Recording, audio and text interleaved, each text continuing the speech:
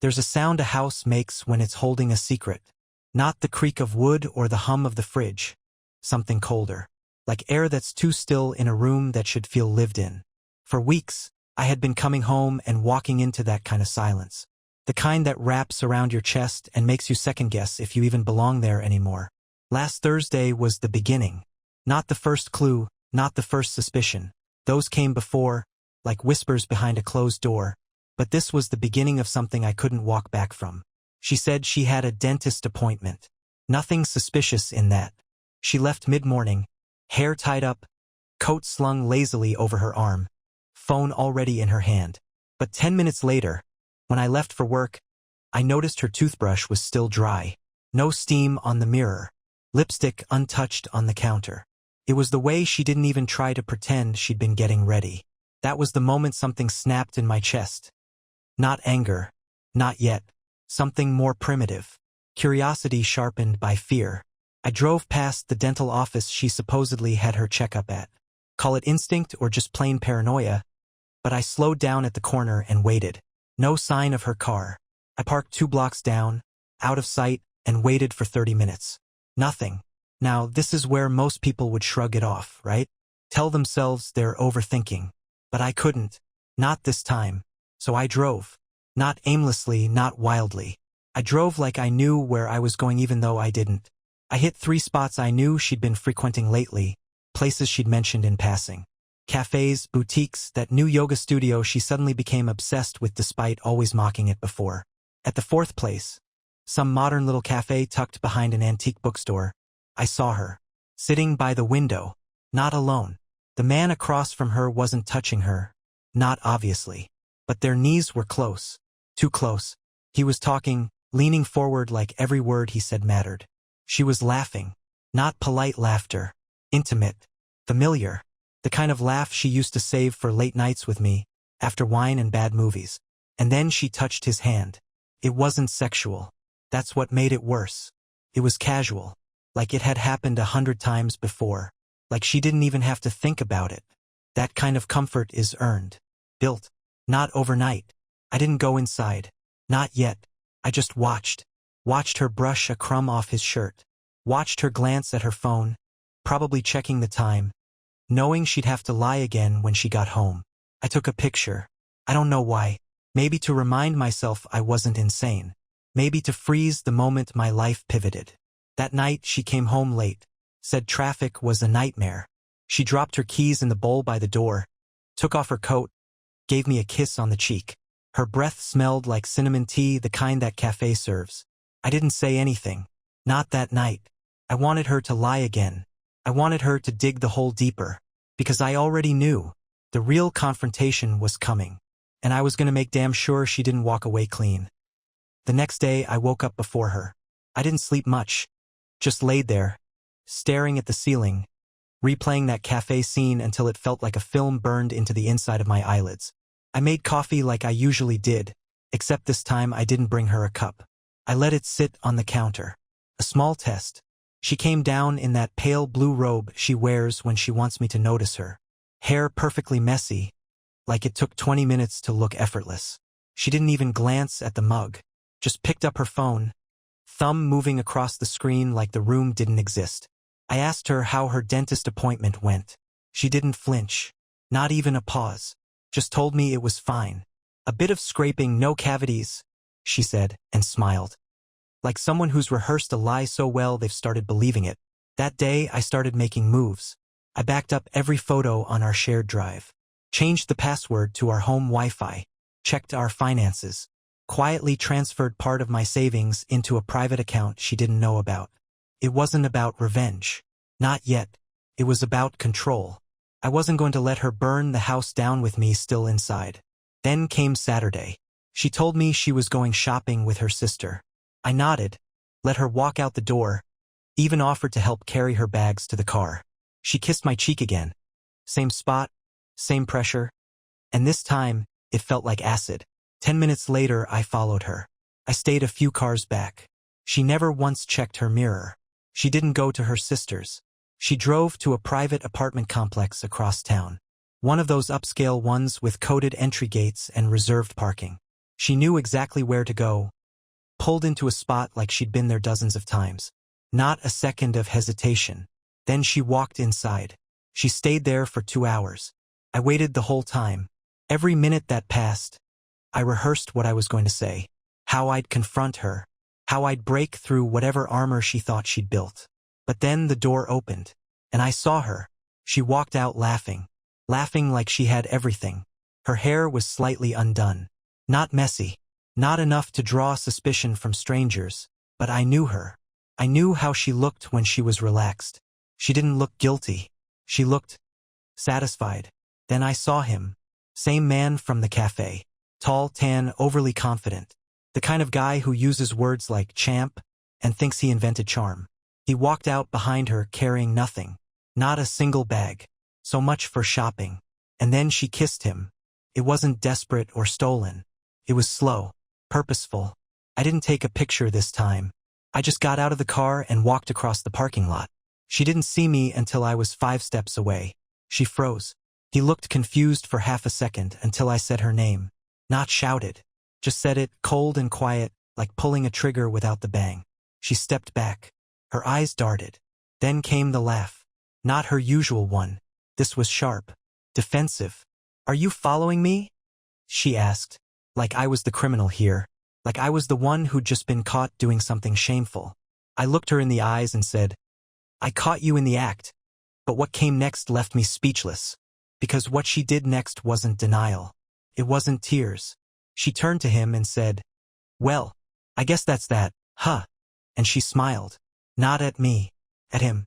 Like I had just made things easier. That was the moment I realized. This wasn't an accident. This wasn't a mistake. She wasn't sorry. She never planned to be. He stood there like a prop. Didn't say a word. Didn't move. Just watched me and her.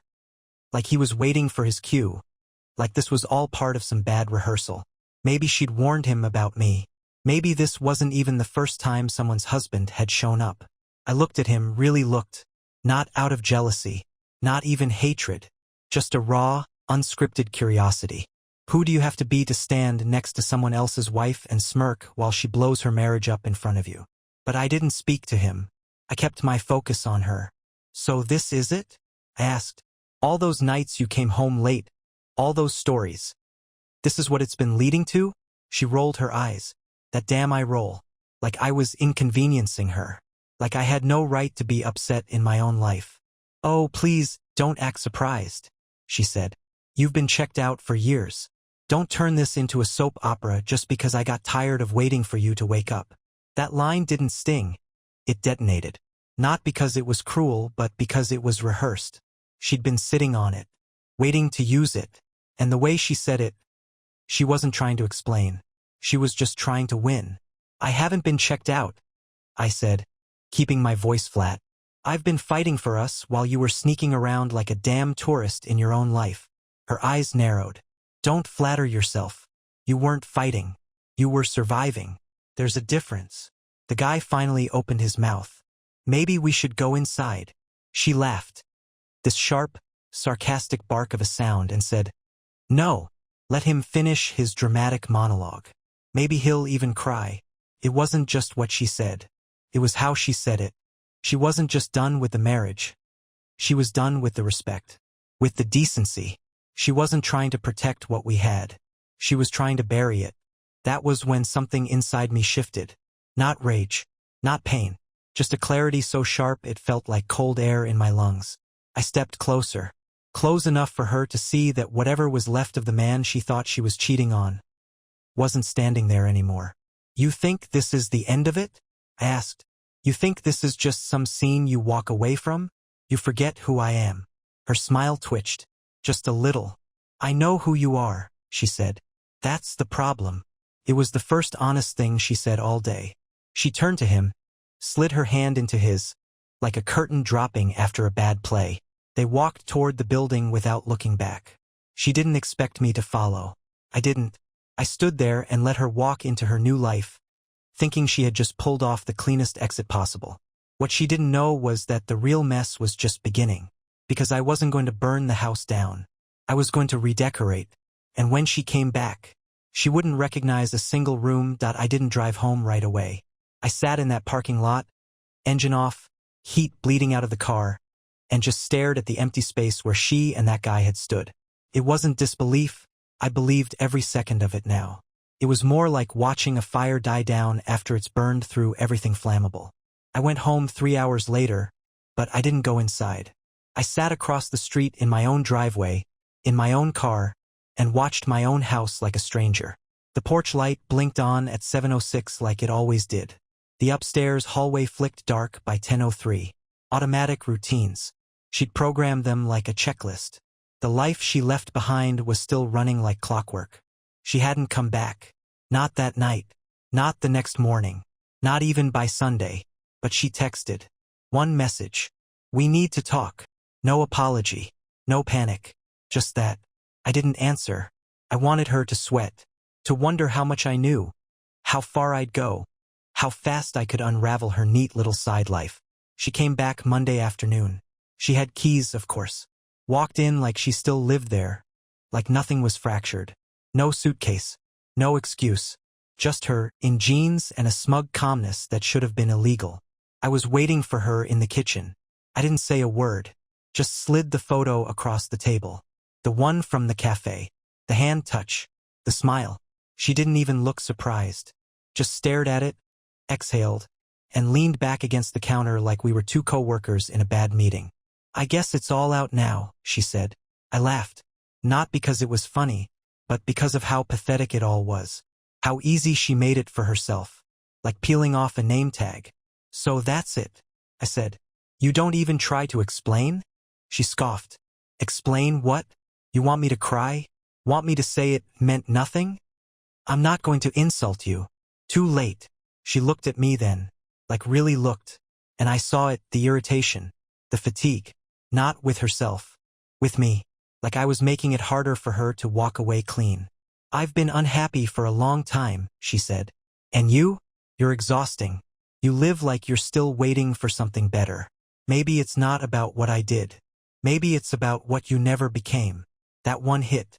Not because she was right, but because she knew exactly how to wound. That was always her talent. Knowing where the weak spots were. Not stabbing, just pressing. Applying just enough pressure to bruise. You didn't leave, I said. You cheated. That's a choice. Don't dress it up like therapy. She shook her head, walked over to the living room, and picked up a photo of us from the bookshelf. One from a beach trip 3 years ago.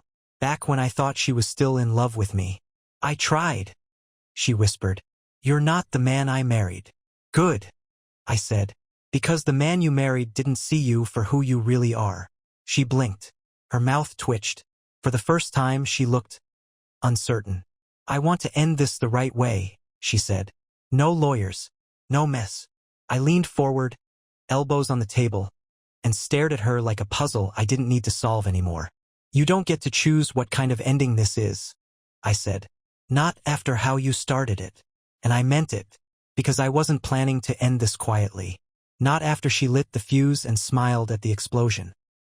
The house felt smaller after she left that afternoon. Not quieter, just tighter, like the walls were listening. I didn't touch anything she'd handled.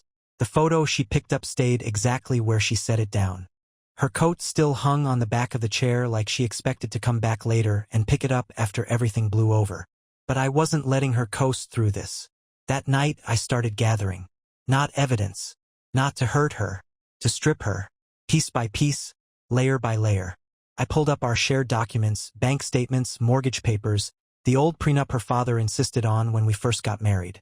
Funny how things you agree to just in case become weapons later. She thought I'd roll over. Thought I'd be the kind of man who'd lick his wounds quietly while she slipped out the side door and rewrote the story. But the moment she walked out with that man, she handed me the pen. The next morning I called my attorney. Not some high-end divorce shark, just a steady old guy named Price who helped me set up the company I co-own with my brother. He listened for 15 minutes, said nothing, then asked me one question. Do you want to win, or do you want out? I didn't answer right away. I didn't know yet. That same afternoon, she came back again. No warning this time. No knocking. She walked in like she was testing the waters, waiting to see if the air was still poisonous. She had a duffel bag with her and a new tone, soft, slow, mechanical. Not guilt, not remorse, strategy. "I think we should take a breath," she said, standing just inside the doorway. "Maybe stay apart for a while. Figure out what we both want." "You already did that," I said. She sighed. "I'm trying to keep this civil." "You're 3 affairs too late for civil." That's when she snapped. It was fast, no build-up, no warning. Just that switch she flips when she realizes she can't steer the conversation anymore. "God, you're such a victim," she hissed. "You act like I murdered someone. People fall out of love. It happens. Grow up." There it was. The truth without the makeup. I stood up and walked past her. Not touching, not looking. Just grabbed the envelope I'd left on the hallway table. Printed emails. Restaurant receipts. A screenshot of her GPS location history from the shared tracking app she forgot we had linked. I handed it to her like a menu. "What is this?" she asked, already knowing. "Your decisions. Written out." She opened it slowly, like peeling a bandage, and when her eyes scanned the first page, her entire face stiffened. It was the first time I'd seen her without a line to throw back. No sarcasm, no smirk, just exposure. I stepped back and said, "You want this over? Fine. But you don't get to rewrite what you did. You earn that ending." She didn't say a word. She just turned, walked out the door again. Same coat, same bag. But this time her walk wasn't calm. It was calculated. She was going to retaliate, and I was ready for it. Because this wasn't heartbreak anymore. This was a chess game, and I just moved my queen. She went silent for 3 days. No texts, no calls, no surprise visits. That should have given me peace, right? But it didn't. It just made me wonder what she was building in the background. Because she wasn't the type to sit still. She was the type to plot. And sure enough, on the 4th day, the phone rang. Not hers, Price's office. "She's lawyered up," he told me. Came in hot too. Wants to negotiate, but the way she's framing things, she's trying to flip the script. Fast. He emailed me a draft of the initial contact from her side. And when I opened it, felt like reading about someone else's life. Someone ugly. She claimed I'd been emotionally distant. Claimed I'd grown cold, unavailable, reclusive. Said she'd begged for attention, for closeness. And when I didn't provide it, she found comfort in someone who listened. There it was. That word again. Comfort. Like betrayal was a blanket you wrapped around yourself when your spouse wasn't performing. But the real hit? She accused me of being controlling. I read that line 5 times. Controlling. The woman who scheduled my life like a flight plan, who handled every calendar, every social event, every dinner down to what I wore. I was controlling. I didn't scream. I didn't punch walls. I printed the email and stuck it to the fridge. Then I called Price and told him, "She wants a war. We'll give her a war." The next move came fast. She tried to come back to the house that weekend. Said she forgot some things. But she didn't expect what I'd done. Locks changed. Garage code disabled. Security system reset. She stood on the porch, banging her palm against the door like a tenant who'd missed too many payments. When I opened it, I had the copy of her email in my hand. "You forgot to pack your character," I said. "Not letting that live here rent-free anymore." Her face went still. Not angry. Calculated. "You're making this worse than it has to be." "No," I said. "You did that when you brought a stranger into our marriage and then turned me into the villain." She stepped back. Cold. Efficient. Already planning her next play. "You know this is going to get ugly." I leaned against the doorway, fully calm now. "Then wear something black." She didn't respond. Just turned and left without another word. She knew she'd lost the home field. But what she didn't know, I wasn't just cleaning house. I was digging everything up. Every lie. Every name. Every place she thought was hidden. I was going to walk away clean. But she was going to crawl to BY Monday. I'd made contact with someone I never thought I'd speak to again, her sister. The same sister she used as an alibi that day she went shopping. The one she swore up and down was her rock, her confidant. Turned out her sister had no idea about the affair. None. We met at a coffee shop, neutral ground. She walked in stiff, already defensive, like she thought I was going to air our dirty laundry in public. But the second I slid that cafe photo across the table, everything changed. Her whole body sank an inch like gravity had suddenly tripled. "She told me you were pulling away," her sister said after a long silence. "She made it sound like you were the one leaving." I almost laughed. "She's good at that, isn't she?" Her sister shook her head, slowly, like she was reprocessing months of conversations. "Who is he?" she asked. "I don't know yet," I said. "But I will." And I did. I called in a favor from a friend who works in IT security. Legally gray, morally questionable, but efficient. 2 hours later, I had a name. Eric Dalton. Divorced. Gym owner. Real estate investor on weekends. Just enough charm to be dangerous and just enough stupidity to leave a digital footprint the size of a crater. Socials full of self-help quotes and shirtless photos with inspirational captions. He wasn't hiding, but she was. Because when I sent her a screenshot of his profile, nothing aggressive, no message, just a silent shot of her comfort, she blocked me.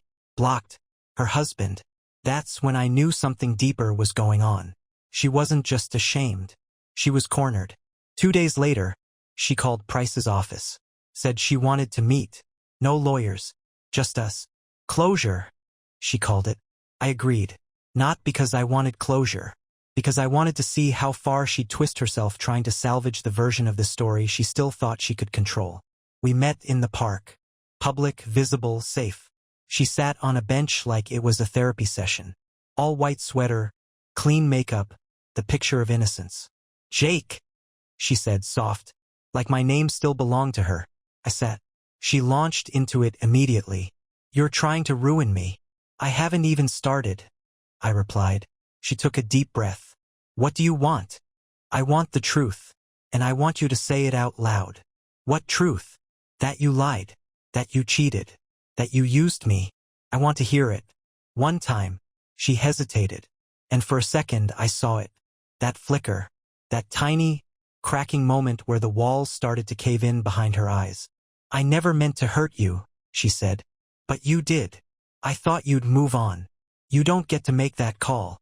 Her hands shook then. Barely. But enough. And then she said the thing I didn't expect. "He's not who I thought he was." I didn't move. She looked away. Like if she didn't see my reaction, she could pretend she wasn't unraveling. "What happened?" I asked, voice even. "He lied about being divorced. He still lives with her." That silence you hear when someone finally realizes they were never the main character? That's what I heard then. She sat there, broken in that perfect sweater, and I didn't offer a word of comfort, because she'd weaponized her choices. And now, they were circling back to her. She looked smaller than I remembered. Not physically, just reduced. Like someone had deflated the performance and left the understudy on stage with no lines to read. "He still lives with his wife," she repeated. Like saying it twice might make it less humiliating. "I found out last week. He said they were separated. Said it was just temporary. He swore." I cut her off. "You believed him?" She looked up sharply. "Don't pretend you wouldn't have." "Actually," I said, "I wouldn't have cheated on my spouse to find out." She flinched. And it wasn't theatrical. This wasn't her trying to win an argument or deflect blame with clever wordplay. It was real. It was damage. She had finally walked into a room with no mirrors. "What do you want from me, Jake?" she asked, voice cracking now. "I screwed up. I ruined everything. I thought I wanted something else. And when I got it, it wasn't real." There it was. The confession. The thing I'd waited weeks for. But it didn't feel like victory. It felt like standing in a burned house and realizing the matchbook is still in your pocket. "I want you to sit in this," I said.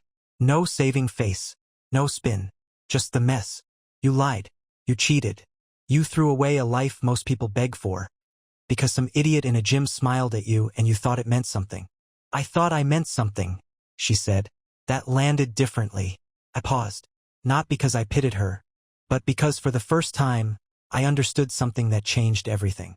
She hadn't just fallen out of love with me. She'd fallen out of love with herself.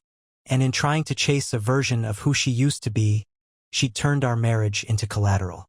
"I can't fix you," I said. "I tried. I really did. But I won't bleed out so you can feel better about your choices." She stood slowly, wiping her eyes, nodding like she expected every word, even welcomed the punishment. And then she said something that almost felt human again. "I was scared," she whispered, "of being forgotten, of becoming boring. I didn't know how to tell you that without sounding ungrateful." "You were never boring," I said. "You were just lazy with the truth." She turned to leave, stopped, then looked back with one final shot, weak, but aimed straight at the gut. "You'll move on first. You always land on your feet." I shook my head. "No," I said. "I just don't make a habit of setting my own house on fire." She walked away after that. No storming off. No door slamming.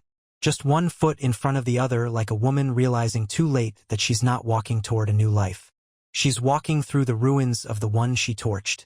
And for the first time since this began, I didn't feel broken. I felt clear. I thought it would get quieter after that last conversation. That maybe, with everything said, we'd just drift into the paperwork and the slow, dry crumble of something that used to mean everything.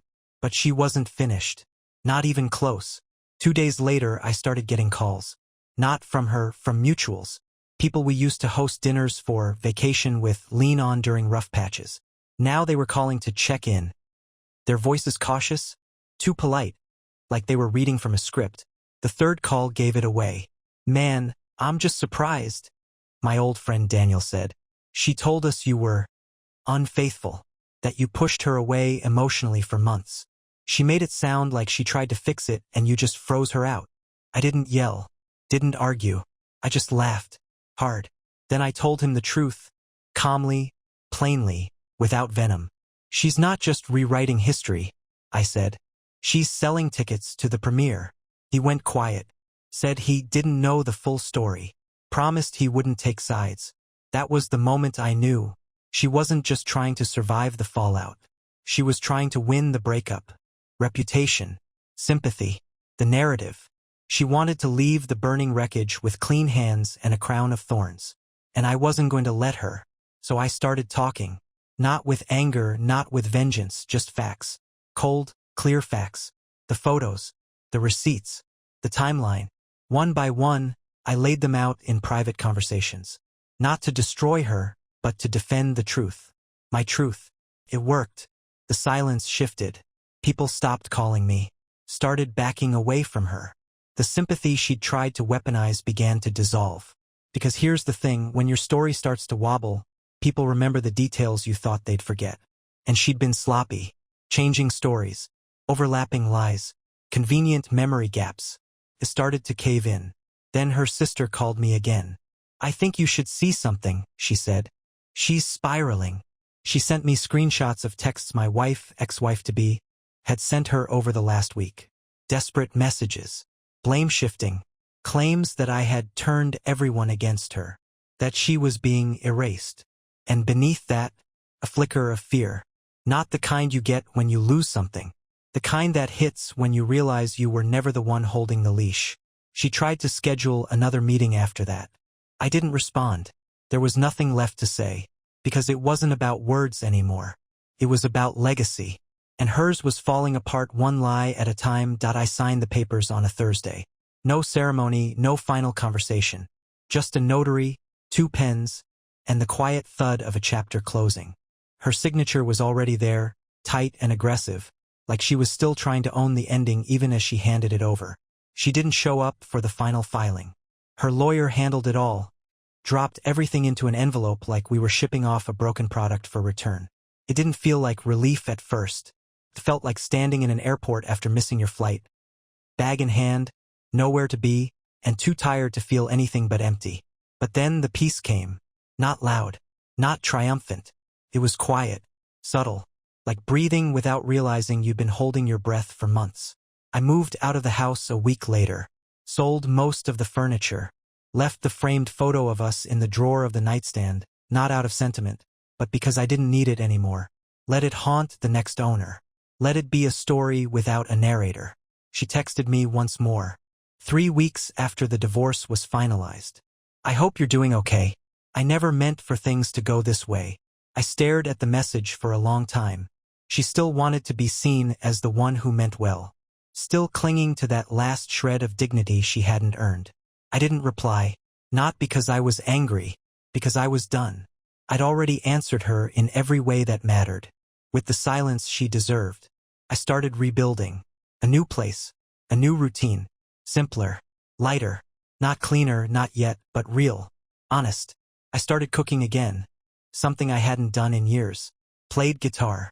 Watched movies I'd always put off because she hated subtitles. And I laughed. The kind of laugh that comes from freedom, not spite. The kind she couldn't fake in any cafe. Looking back now, I don't hate her. Hate takes energy. She doesn't live in me like that anymore. What I feel is something colder. Something cleaner. I learned from her. I learned what betrayal sounds like in casual words. What erosion feels like under your feet. I learned the language of people who smile while they disassemble you piece by piece. And I learned how to come back from it. So if you're reading this, and you're where I was, holding your breath in a house that feels haunted but not by ghosts, here's what I'll tell you. Don't chase the truth from their mouth. Find it in the silence they leave behind. Because liars eventually run out of room. And when they do, you'll still be standing. And they'll be lost in the wreckage they swore they could walk away from clean.